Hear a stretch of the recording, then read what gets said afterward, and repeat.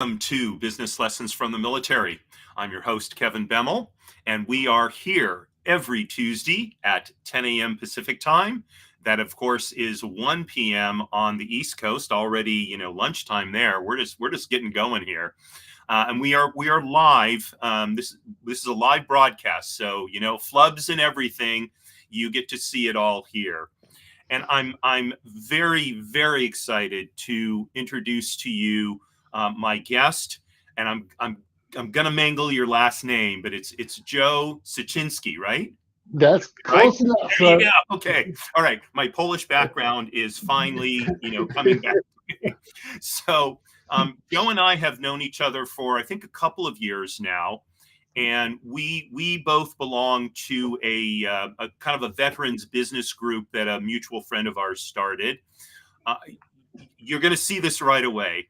Joe is the most positive person you will ever meet, but in a very authentic way. So it's not the sort of raw stuff that that is kind of frankly obnoxious. This is who Joe is as a human being, and the energy that he provides is really electric. So, as you know, the idea behind this show is people like Joe and me. We spend our time in the military. You, our fellow citizens, invest so much in our training, our education, the experience we get.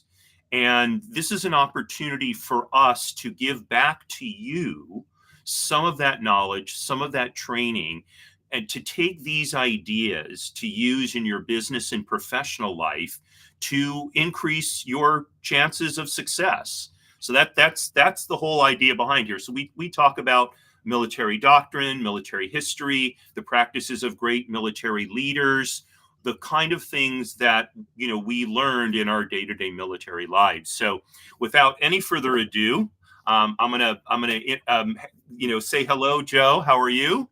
Kevin, it's an honor and privilege to be here. Thank you very much for allowing me to spend some time with you. I just got goosebumps whenever you said you're talking about the investment that the community's made in our training and how we can give back to the community through that. And that it's just like I got goosebumps on because giving back is kind of what it's about. Is we've had some phenomenal experiences that we can leverage to help the universe, and that's why I'm here anyways, to help wherever we can, or Right. wherever I can.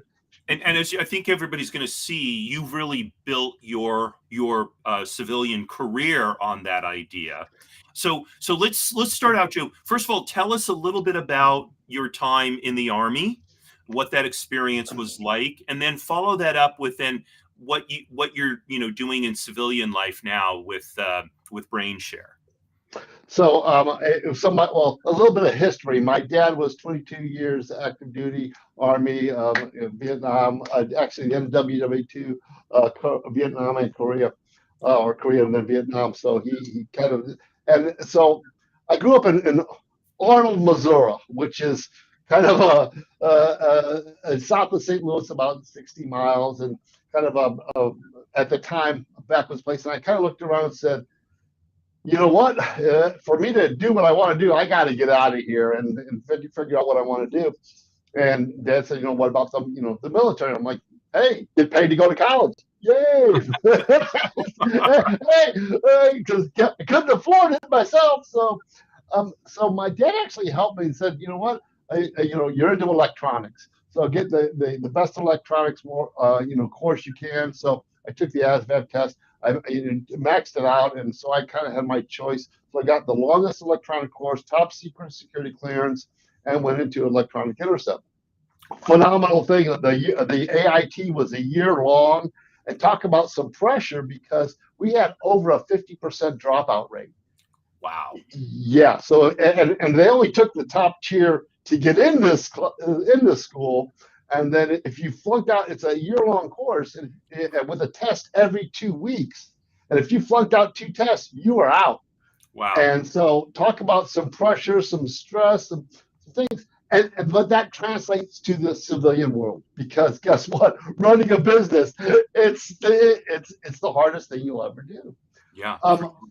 From there, I went to advanced training a year long, and then spent almost 3 years in South Korea, actually doing my job of electronic intercept and doing that, which was fantastic. I went to the NCO Academy, a distinguished leadership award, and a distinguished undergraduate and leadership award.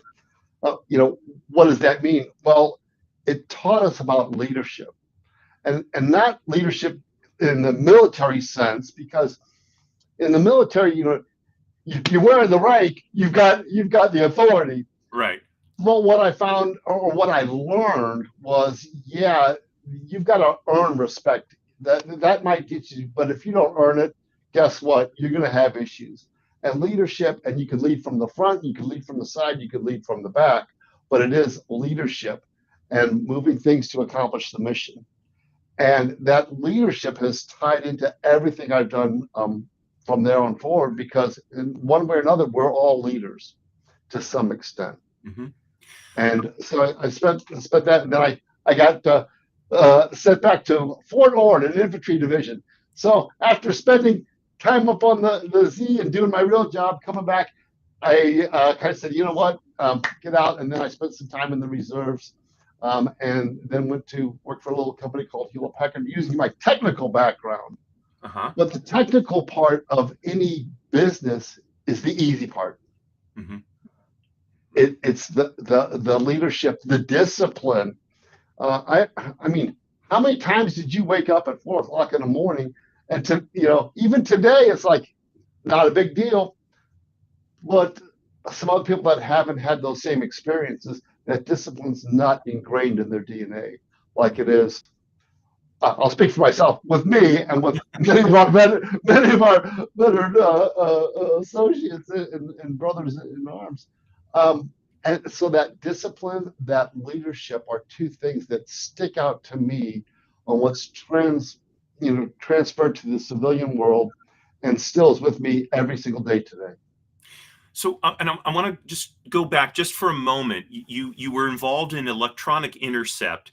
Just tell us what that really involves, because I think people need to people will want to understand that.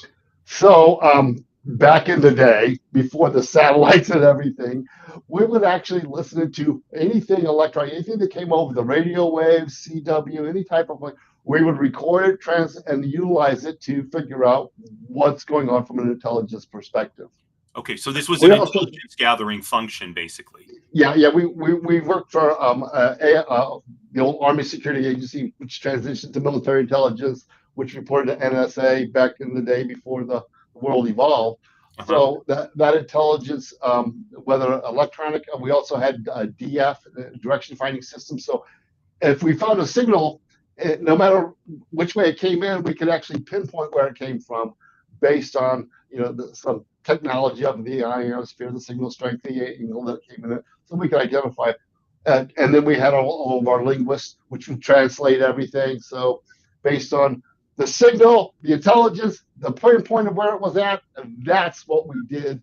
And this was during the Cold War. That was kind of that's what we did. That was our job. How old were you when you were doing this? 18, wow. 19 years old? I went in when I 17, 18, 19, 20, 20. So yeah, 18, 19, 20 years old. Yeah. Which, boy, I look back then, I was invincible. I don't know what happened when I got old. So one of the things I'd like to point out is the level of the training and the work you were doing at really such a young age. It's really remarkable. You were really kind of on the forefront, not the forefront, the front lines of intelligence gathering during the Cold War, and you were, a teenager basically, right? Yeah, and I look back, when you're in it, you don't know how things are. You look back and you're like, wow, there was some pretty cool stuff that we accomplished in that space and time. And all that moves forward to how do we help the universe as we move forward. And that's what it's about. So how did you come to the point where you started brain share and doing, what you're doing now? After the military, I have a tendency to do. I went in the military because of a girl, because I fell in love. We were gonna join the military together, get stationed in Hawaii, live happily ever after. Well, she lived happily ever after, and I went to Korea. So, so I'm getting out. My plan was to do 20 years, retire at 37. I fell in love again, and we decided that I was going to get out, go to the high-tech world because of my background, make lots of money, we'd get married and live happily ever after. So I got out, went to work for an electronics world, made a lot of money, and she lived happily ever after. And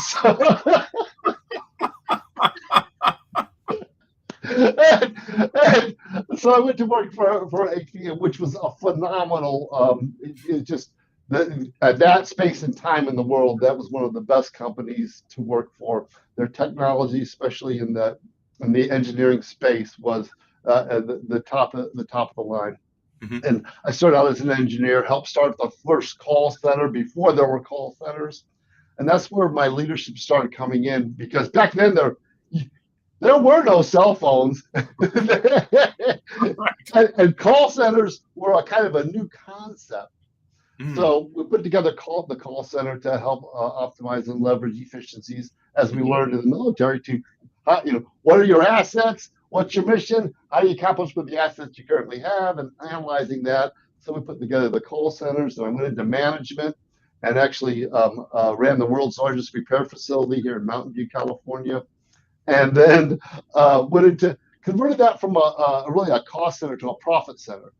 And by doing that, because most of the work was warranty, which is cost relief, by actually just selling services. So we started selling services and created a business model out of that, and then ran the North and South America's marketing. My claim to fame was I ran the global service operation and re-engineered that with video technology when it was brand new, remote diagnostics and call centers.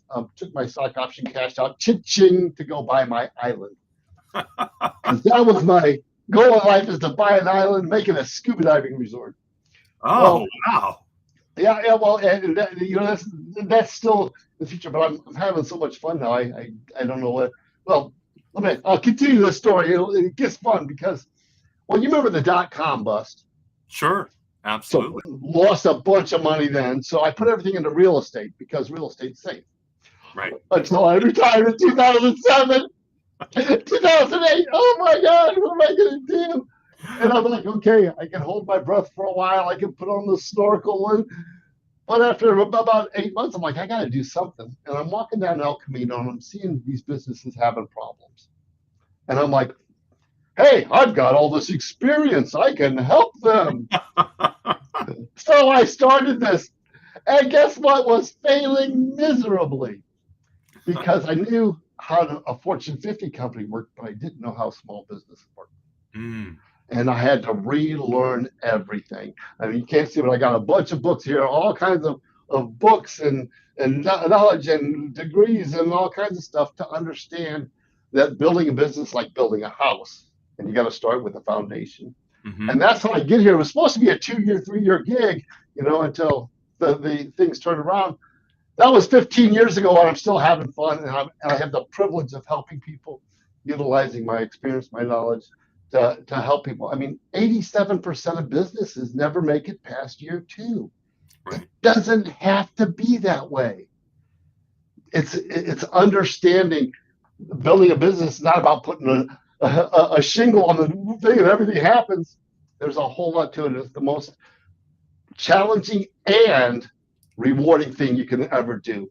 So it's my honor to leverage that out to the universe and help people when they got that and they want to go down that path. I want to help them. So and at this point, and I put this in some of the promotions for this show, you've helped over 1,000 clients, right? Help them grow their businesses, get their businesses, and in fact, I even worked with you with one of them who was doing some real estate work, right? Yeah. We've actually hit over 2,000, but okay. After about 300, it starts getting kind of but it's just a blast to watch a business go from struggling to actually thriving. Yeah. So if you could pick, let's say, 3 things from your time in the Army that you use on a regular basis when you're mentoring small business owners, what would those 3 things be? So I know Um, you said you have a whole lot of them, but let's just. and I'm winging this, so thinking with my mouth open a little bit here. I think it's goal setting, which is mission. What's your mission? What's the goal? So goal Okay. setting, know where you're going. I'm going to call it time allocations, but it really is resource allocation. How do you allocate your resources to accomplish the mission?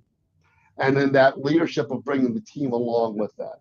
So goal setting, resource allocation, and leadership, I think would be the top 3 that the military ingrained in my DNA.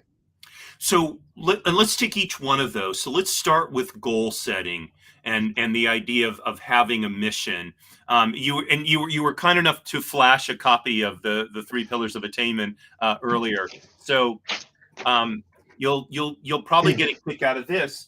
Right below the 3 pillars of attainment, you can't see it because it's too small, but is I have written out. It's in French because it helps me practice French. I have my purpose and my mission. And I have another copy of this on the bathroom mirror. And every morning I read my purpose and my mission, right? Now, for me, that was something I was kind of involved with before I joined the Navy, because the Navy was a second career for me. But being in the Navy and understanding that really solidified this process for me, right? I'm moving it this way. So how from a military standpoint, take us through that process that you now use for your clients. Well, in the military, it's a little easier actually, because you're typically given the mission. It's like, here you go. In business, you've got to define that, and if it's not defined, then where are you going? What are you going to do? How do you? And I see this a lot. People just kind of spin around in circles.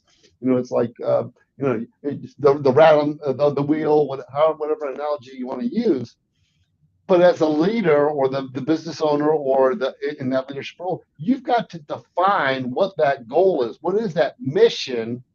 And then figure out how to get there, and utilizing all of your resources, leveraging that. But that has to be defined, whether it's financial, whether it's a number of employees, whatever your mission is, helping people, whatever you want. My personal mission, I want to help 10,000 businesses before that's my mission, is to help them. When you know that, it's easy to put a plan in place and allocate the resources to do that. But you've got to take the time to actually define that. And I hear so many people say this. Well, what happens if I don't accomplish my goal? That was the question I was going to ask you, right? You knew it was coming. Yeah. Well, whose goal is it? It's yours. Who can change it? When can you change it? I've been goal setting since I was 14 years old, and I've never ever hit one of my 5-year goals. You want to know why? They change. Right. It's okay. I remember I wanted to spend 20 years in the military. Guess what? That changed. I wanted to go to Hawaii for right. It changed. It's okay. They're your goals, and if they don't change, you're probably not doing enough. Right. So, this being the beginning of July, right? So we just hit the halfway through the year mark. And my process is to examine my goals for this year, right, at the halfway point. And I ended up modifying a couple of them because, they needed to be modified, right? And by this year, I happen to make them, bigger. But in other years, I realized, what, I'm not going to make these.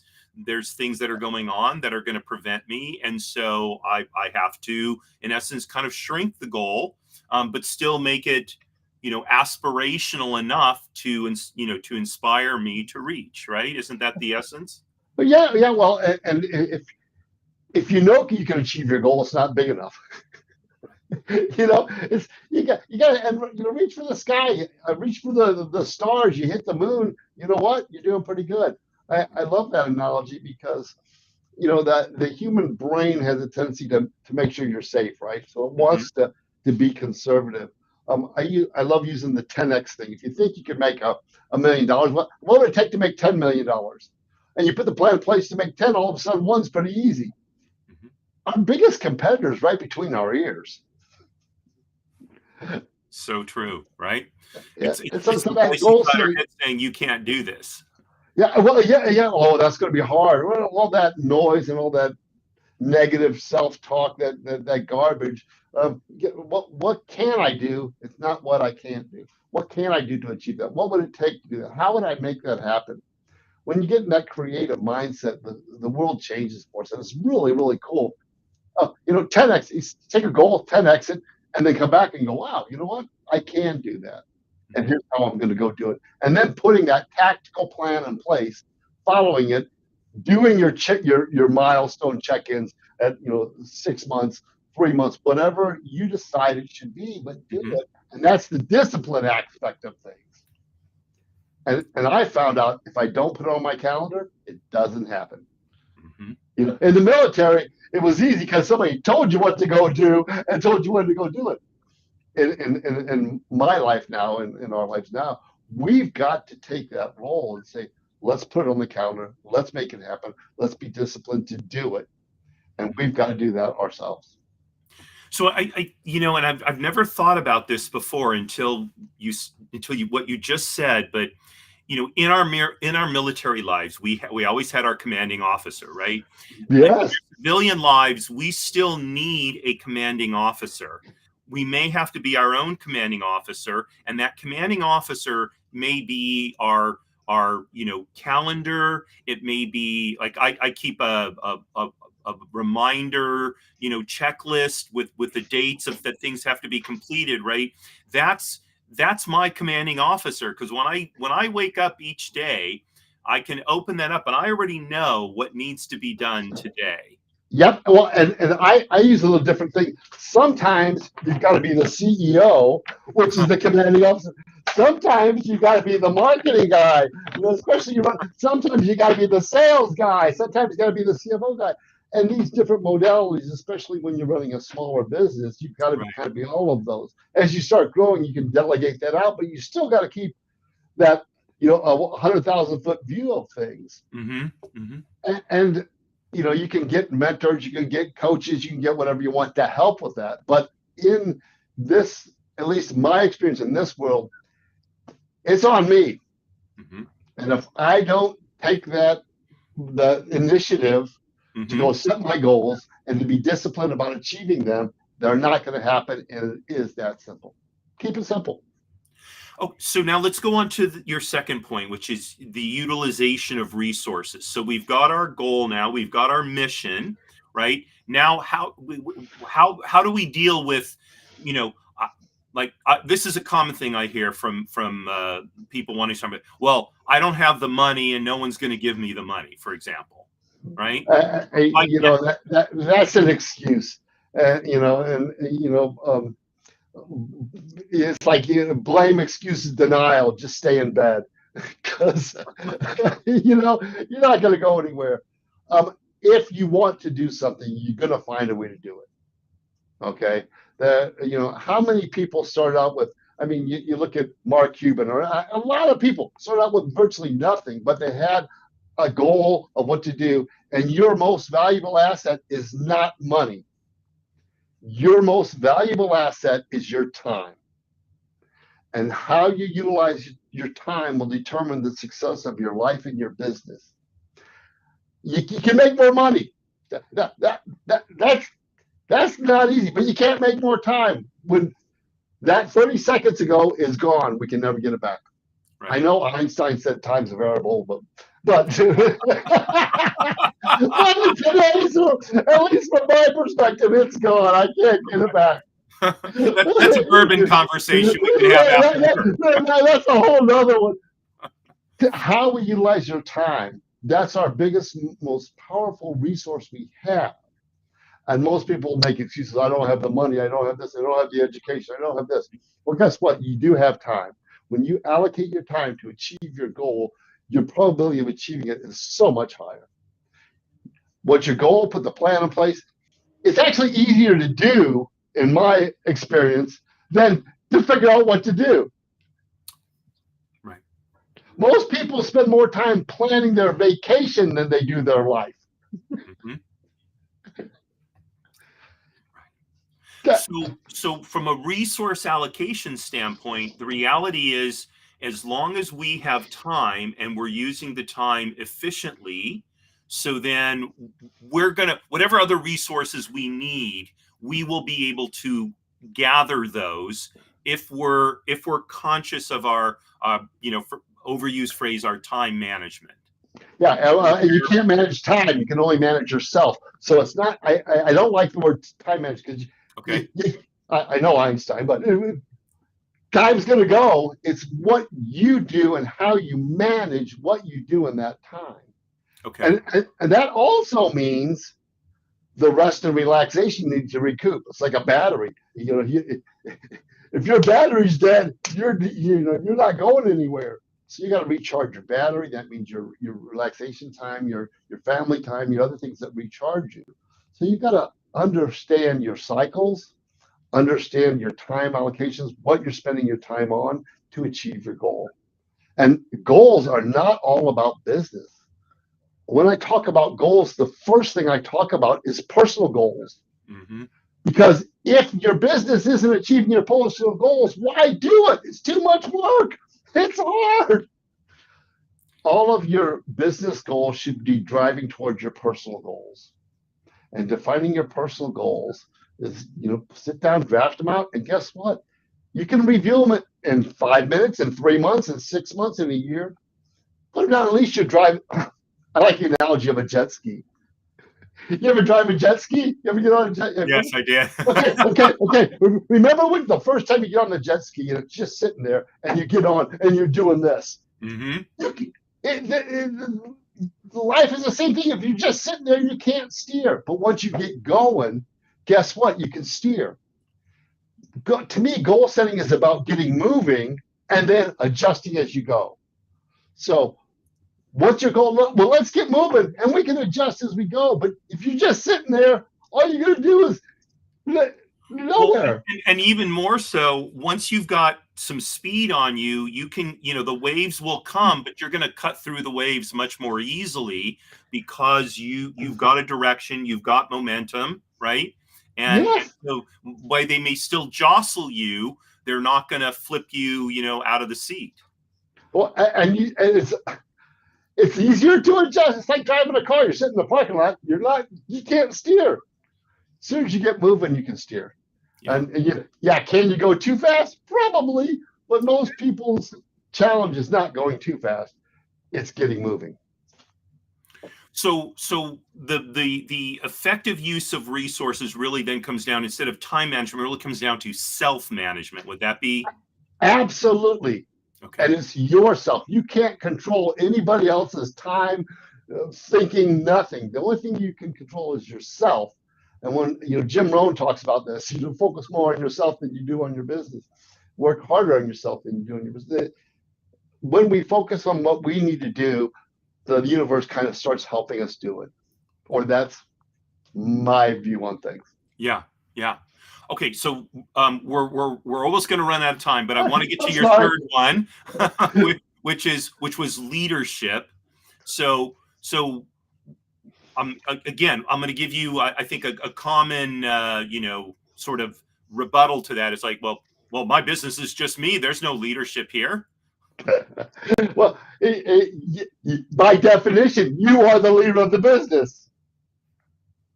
Mm-hmm. So guess what? You have to lead yourself. You have to wear those different hats, but somebody's got to be that leader that says, here's where we're going. And that leader's job is strategic direction, managing the other functions, and profitable revenue growth if you're running a business.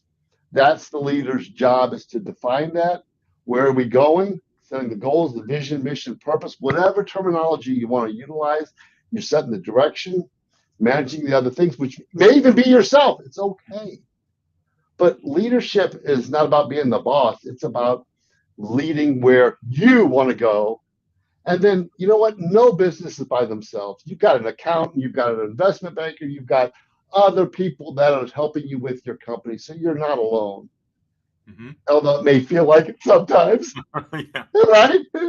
Yeah, for sure. So, and again, you sparked an idea for me in talking about that, and that is, even if we are a so-called solo entrepreneur, that's like the sort of phrase, right? The reality is we're working with customers or clients, and they need our leadership too, right? Yes. Otherwise, what do they need us for? But that's the privilege we have and the responsibility we have is to help them define where they want to go and help them get there.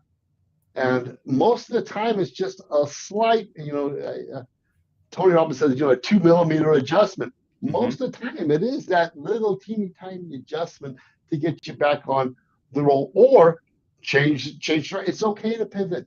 It's your business, your everything. Make it okay for yourself. And that's a lot of people have a challenge with. Hey, guess what? It's okay to do that. It's okay to go in that. It's okay to take a vacation. You probably need it. It's Yes. okay.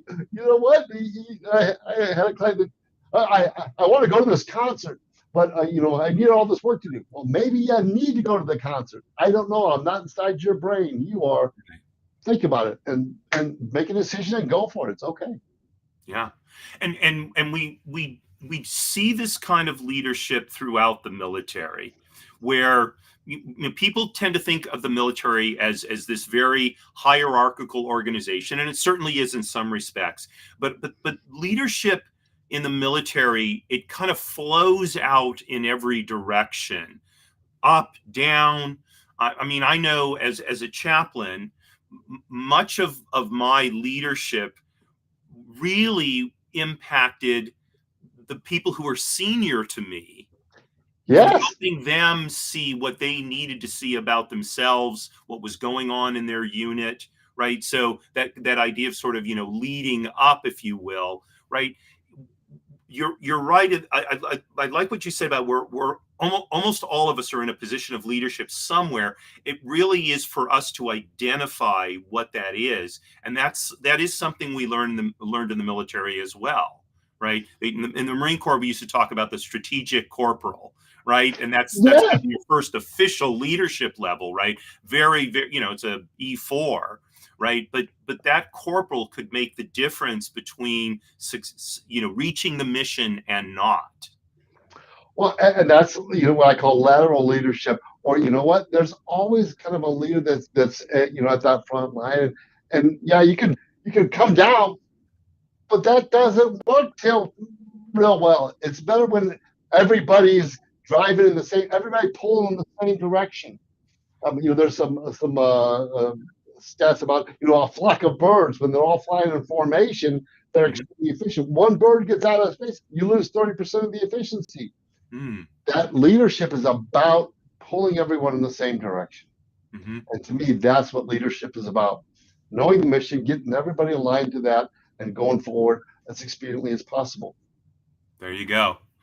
Well, and that we're actually a little bit over time, but that's okay because My apologies. I love helping people, and this is an opportunity to do that. Kevin, I just want to thank you so much for everything you do for the community, for the people that are associated with you and touch you in one way or another. I mean, some of the groups that we're in, it's just an honor and privilege to be here. Thank you so much for allowing me to be here. I appreciate it. You're welcome. And Joe, thank you for coming on today and sharing your life, your experience. I mean, these are very powerful things. And I didn't mention this at the beginning of the show, but none of my shows are about talking to the Elon Musks of the world, because the reality is most of us are not going to be Elon Musk, but all of us can be a Joe Siecinski, right? And that's not to put you down. It's to say that we can reach your level and we can serve other people if we're opening ourselves up to the ideas that we need to absorb in order to have that kind of life, that kind of success. And that's why I love having you on the show, because I got goosebumps again. I just, this is, to me, this is inspiring, because I can relate to a person like you. I frankly can't relate to Elon Musk. I really can't, so he can tell me this is what I need to do to be successful, but it's going to be, okay, whatever, so we need to walk. And this is, I think what you were talking about, your parallel leadership. We need to link arms and walk side by side into our success. And that's also something that's very much comes out of the military. Again, Yes. people who aren't involved and think about the military as it's generals and admirals and they're like charge or what. It's mostly us linking arms with our comrades, and making the mission happen day by day. And I think that's maybe the most powerful thing that we can bring to our fellow civilians is that's really what it's all about. It's not hitting those home runs. It's hitting the singles and the doubles, and sometimes getting thrown out at the plate and picking up and doing it again tomorrow. Well, we're all going to get knocked down. It's how fast you get up. There you go. There you go. All right. Well, I'm going to have you hang tight for just a minute while I wrap up the show, and we can talk for a couple of minutes offline. Right. There you go. So, folks, thank you so much for joining us today. I really hope that you got something out of this. What I can say is, listen to this show again. Listen to what Joe said. And I don't know, maybe make this part of something you do once a month when you review your goals or something like that, because it's through the internalizing of these ideas that they'll really have the impact on your life that they've had on Joe's life, and Metz Hashem, as we say, on my life. So again, thank you so much for joining me. Real quickly, wrapping up, tomorrow at 10 a.m. is my show, People Making Money. And we're going to be talking, this is our monthly economic echoes. So for the last few months, I've been talking about, we hear all this economic data and it sounds all fancy and all that. But none of us live life according to the national economy. We live life according to our own individual life. So what does all this economic data mean in terms of our lives, our individual lives, what we should do, the decisions we need to make for ourselves and our families? So we'll be talking about that tomorrow, 10 a.m. Pacific time on People Making Money. And then next Monday is the next edition of Trusts and Estates Weekly. Again, 10 a.m. Pacific. And then 1 week from today will be the next edition of Business Lessons from the Military. So I invite you to join me for all of those shows. Thank you again for joining me. Wishing you a wonderful rest of the day, and signing off as I always do. I know, Marie, you were a tremendous supporter of the military. So this is always a special thing to remember you on this particular show. You are my bell, darling. Courage at all times, my friends.